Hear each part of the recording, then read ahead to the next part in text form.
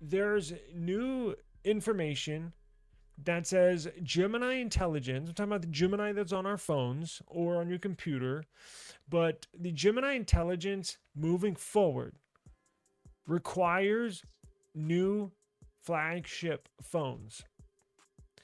2026 and beyond flagship phones. So, to run Google's Gemini Intelligence, users will need a device with advanced capabilities, quote unquote, including a flagship CPU, at least 12 gigabytes of RAM, and support for media features like HDR and spatial audio. Google also mandates a minimum of 5 years of OS updates and 6 years of quarterly, at least 6 years of quarterly security updates, with stricter quality enforcement starting in 2027, meaning older phones do not qualify. Gemini Intelligence functions as an AI agent capable of multi step tasks, potentially requiring new hardware purchases to access these advanced features, reminiscent of past trends where new software demanded new devices. Now, before we get into what devices qualify and what don't, let me tell you briefly what Google Gemini Intelligence is. Now, Google Unveils, this is what they're talking about when there's requirements to run this. So Google unveils advanced Gemini 3 Pro AI model with enhanced reasoning and multimodal capabilities. So they launched Gemini 3 Pro, its latest and most advanced AI model, boasting state-of-the-art reasoning capabilities that allow for deeper understanding of nuance and context to provide more relevant answers. Gemini 3 Pro, also known as Gemini Nano V3, excels in multimodal understanding, outperforming its predecessors on key AI benchmarks and being integrated across various Google platforms, including Search's AI mode and Gemini app, AI Studio, and Vertex AI. Further enhancements include Gemini 3 Deep Think for more complex problem solving, a redesigned Gemini app with improved chat initiation, and a quote unquote My Stuff folder, and an overhauled shopping experience featuring product listings and comparison tables. Now, that is messed up. What upsets me is that I get a little sense, I get a feeling, I get a little whiff of them copying Apple. Now, Apple has a good update history of them updating their devices, but Apple has also been found liable. Apple has been found guilty in court of slowing down older phones, of doing things to older phones to essentially force the users of older phones to upgrade to newer phones. I'm kind of, look, I hate to accuse Google of similar practices, but after hearing this, after reading this, I can't help but think that. Now, I know a lot of you, like myself, are like, whoop de freaking do, what's the big deal? AI. I don't really use AI. I get that, but the general use of Gemini is what is the most used AI on phones. It just is. I use Gemini, not for everything I do, but for some stuff I use it. My daughter uses it. A lot of people use it.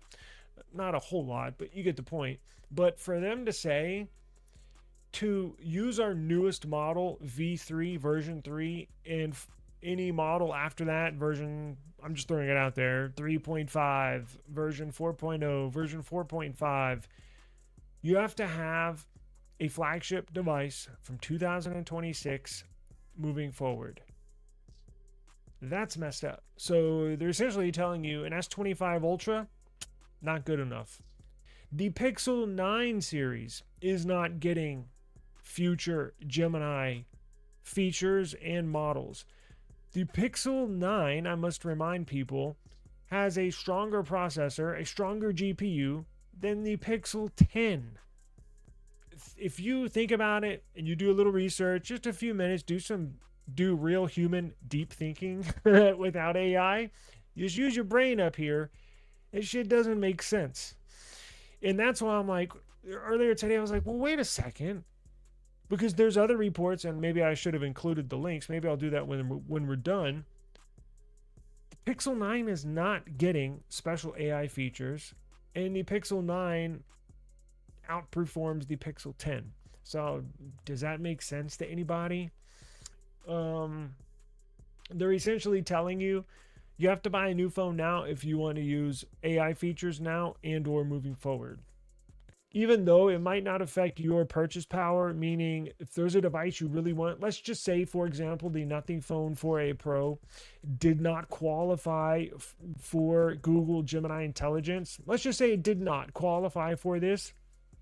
Is that going to be a deal breaker for you? If you really want to get the Nothing Phone 4a Pro, you love the way it looks, you love the Nothing OS, you love everything, you want to jump in on the Nothing experience, are you not going to buy it just because it does not get Gemini Intelligence? Now, you can download the Gemini application on the phone. It's just not going to run the newest, latest models. It's going to be running whatever, Gemini Intelligence 2.0, or I guess it's 2.5, right? 2.5 and older.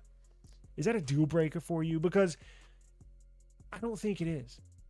That would not be a determining factor whether I purchase a phone or not. That will not be a determining factor because whatever, I just won't use Gemini Intelligence then. You know what you could do to bypass this, and I wonder if it would still require certain specifications. I wonder if you could pull up the Chrome application, let's say the Nothing Phone 4a Pro we're using, for example. Let's say it does not qualify for Gemini Intelligence 3.0 and higher.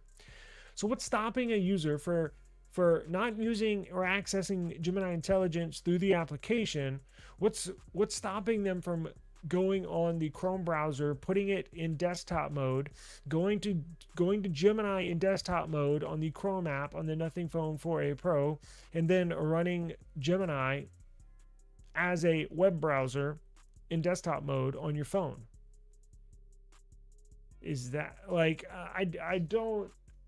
I don't really understand what they're doing here. I get it, at some point 5 years from now, maybe the AI models will be too big for a phone from 2025, right? I mean, that's kind of logical, right? I mean, at some point, these models are going to get freaking enormous to where a 5 or 6 year old phone probably won't be able to run those big models on there, right?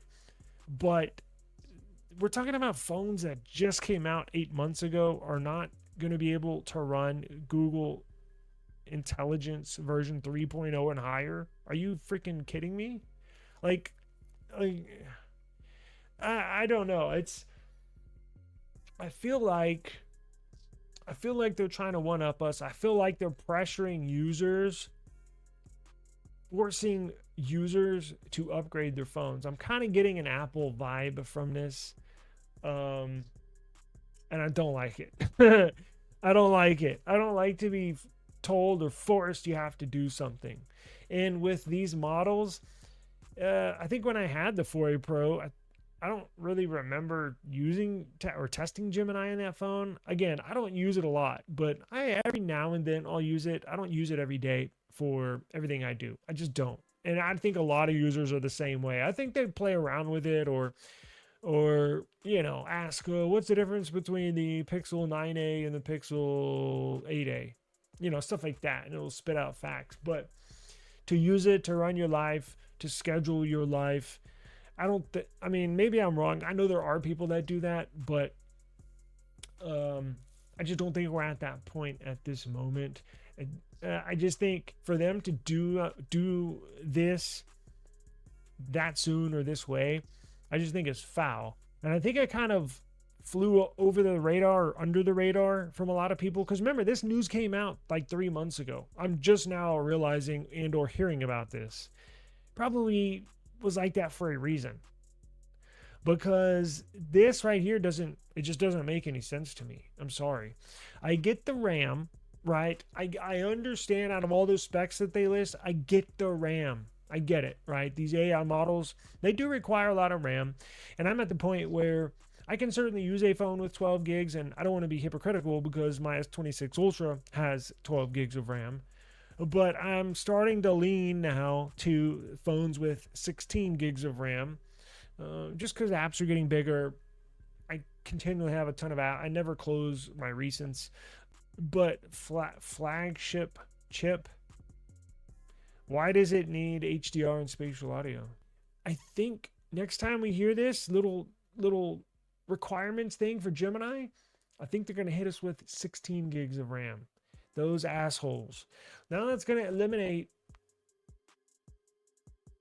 Sam. But see, here's the thing: it's costing way much more. So Samsung's going to be like, "Whoa, crap! We got to put 16 gigs of RAM in our S20 whatever 8 Ultra or S27 Ultra." Well, that's going to raise the cost for us because it costs more. So it's like this double-edged sword where it's going to be bouncing back and forth every year or two. It's just going to raise the prices, and I cannot help but think they're like all in this together. Hey, why don't you say Samsung's going to tell Google, hey Google, why don't you put out a bogus requirement to run Gemini on these phones and say, we need at least 16 gigs of RAM so we can put our 16 gigs of RAM in there. We look good because we're increasing our specs, but then we can charge the consumer more for the phone. And then Google's like, yeah, you know what? That's a good idea. And then Google's like, yeah, that's a good idea. I can help everybody sell more phones. And then everybody's happy. I can't help but think that. Now, do I think that's happening? I don't know. Maybe.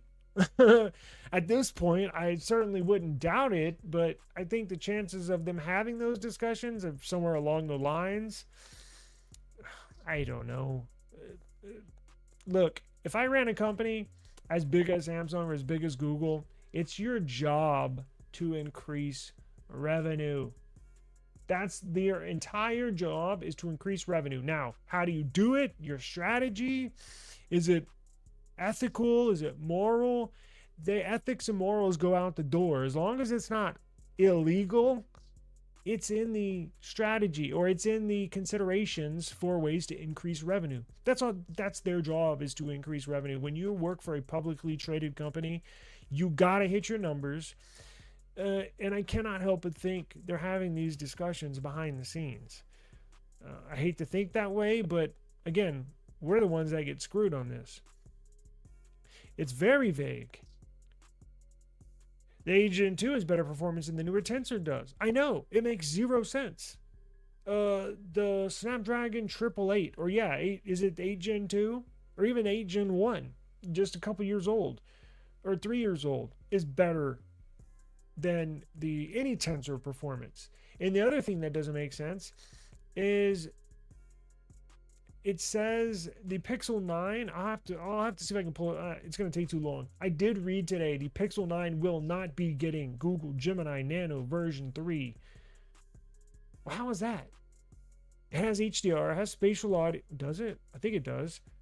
It has 16 gigs of RAM, the Pixel 9 that's not getting it. And the CPU and the GPU are way stronger than the Pixel 10. Does that make sense to y'all? Because I can see a discrepancy right there.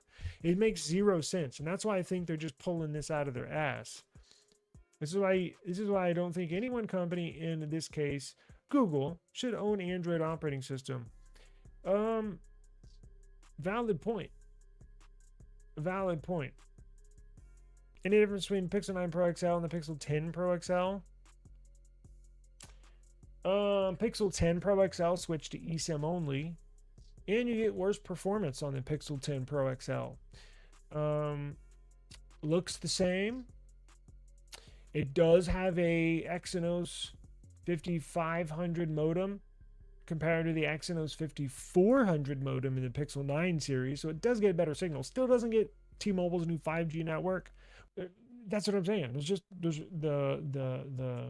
did they increase UFS storage? I think they did. They went up one version. The They have the same Actua display, AMOLED display.